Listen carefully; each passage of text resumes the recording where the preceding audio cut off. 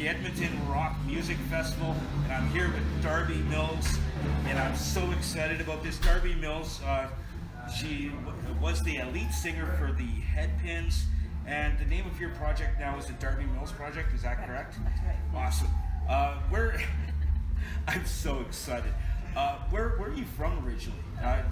You were born in BC, but like, are you still there? Or are you still in Vernon area? Or? 22 years ago, I moved back home to raise my children in Vernon. So I lived in Vancouver for 20 years and moved to Vernon about 22 years ago, and I have 2 grown children now. And so as of in 2 weeks from now, we're going to be empty nesters. Oh wow! How old are the kids? 20 and 25. So wow. Yeah. Empty nesters. And I have no blow up hole. You can't blow me up. I'm not Lucy. What's her name? Latex Lacey. I'm not Latex Lacey. Okay, she saw the practice video that I did yesterday. That's why she's mentioning it. She was tagged on it. As soon as I saw you were tagged, and I'm like, I hope she doesn't watch this. This is a practice thing. Now, I have a question for you. What got you into music? What was it, a passion thing? My dad was a singer when I was very young. We would go to their cabin at the lake, and it was about a mile across, and we'd at night have a bonfire, and he'd sing the great old songs like Danny Boy, and the crowd, you could see the bonfires on the other side of the lake, and you could hear the applaud after he sang, and I just thought, wow, that's powerful. I really like that idea, and I was a figure skater, so I was a performer from the time I was about 5 years old. So it was just a natural progression to incorporate the singing and stay in the arenas, and that's pretty much what happened. I ended up going from skating in the arenas to singing in them.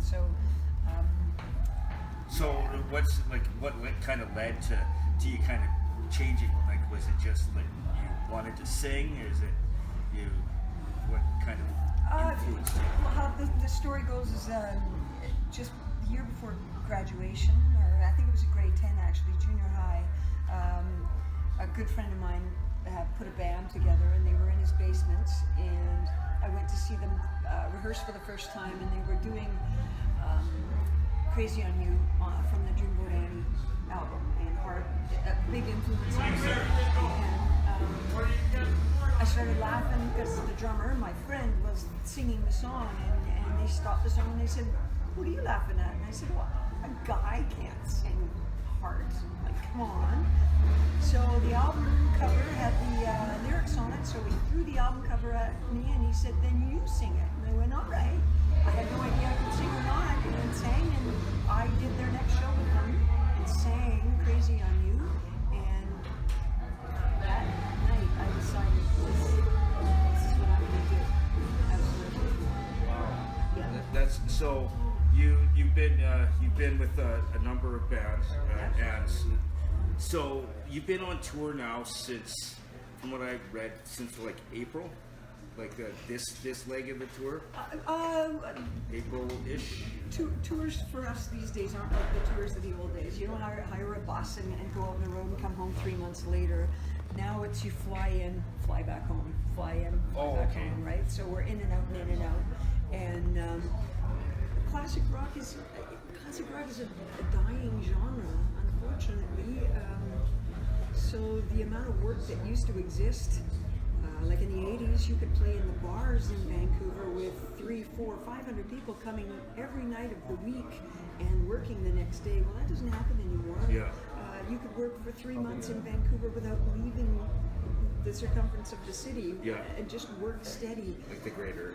There's not that many rooms in Canada anymore, at least for bars. And as far as classic rockers of my level, it's the classic rock festivals that we get to play, and those are dying off because how many 50-year-olds go out 4 or 5 times a month anymore, right? So it's summer, you work in the summer, and you hopefully, for me anyway, hopefully you get the odd gig here and there in the fall and the spring, and live your life the rest of the time doing odd jobs here and there. I won't tell you what I do on the side, right, Ness? I did actually read that when you're not touring, you do teach Taekwondo. Is that? I did. You did? I taught for I think it was 9 years. Both my sons are black belts. I broke my ankle actually getting my black belt, but I haven't done that for about 5 years now. Oh, okay. But I've also taught myself to be a jeweler. So I have a jewelry business on the side as well that I sell through my website. So Yeah. I keep myself as busy as possible. And is it lucrative? Sure. So you were saying like the classic rock business is kind of a dying thing, but one thing I've seen is like a lot of these outdoor festivals and shows like this, there's a lot of a younger crowd. Do you see that at venues as well? We've definitely gone through the cycle of mothers and fathers bringing their 7 and 8 year olds to the shows, and now those 7 and 8 year olds are 30 and 40, and they're bringing their kids. Yeah. I've seen the cycle, and it's a wonderful thing. But unfortunately, our crowd, they're 50, 60 years old, and yeah, and I mean, I don't know. We're a dying breed, and I'm just really, really grateful that I was here for the late 70s and through the 80s so that I could experience that. Because what music is today, it's not wrong, it's just not, it's not right. Sorry guys, but it's not the 80s. Oh, it's not the 80s, the classic. Like I'm in my 40s, and the music that we play is like a classic rock kind of, and I love the 80s, like the early 90s music. I grew up on that stuff, and even the stuff that my parents used to play, listen to when I was growing up. Yeah, exactly. And I have a passion for our music. I come to these events and I love this. I'm actually really looking forward to your show tomorrow. You're here at the Rock Fest. I believe you're at 2:15 on the main stage. Who decided that? I don't know. I'll have to talk to Todd. But yes, 2:15. I'll try to be up for 2:15. No, it's going to be great. We're so excited. I'm glad to be back in Edmonton, and it's been a crazy go reinventing for the last 3 years. But I think that we've really done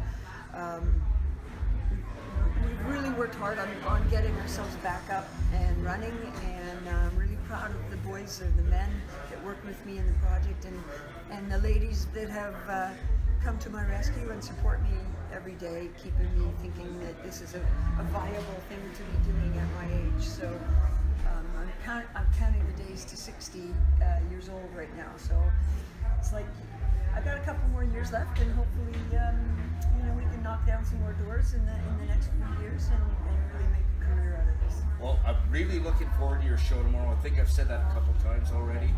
Now, are you going to do a wide variety of your music on the show? Yeah, absolutely. There will be headphones, there will be originals, and there will be, as I call them, recoveries, which are songs that in the 70s when I was in high school, that I went into the bushes in Kamloops where I graduated and drank and got drunk and had a good time too. So songs that meant something to me and helped me understand music is a viable way to live your life. So it's there are 3 aspects to this. It's a shorter set than we normally do, so we have to cut some stuff out. We're debating right now, what is it we're going to cut, or what do we, people want to hear pins, people want. So we'll see what happens. By tomorrow we'll come up with a set, and hopefully everybody will be happy. Awesome. Thank you so much. You were actually a whole lot easier to deal with than Latex Lacey was. And I was so shocked when somebody actually tagged you on it. I'm like, oh no. But thank you. It was a lot of fun. The Locker Room, weekday mornings on 95.7 Cruise FM.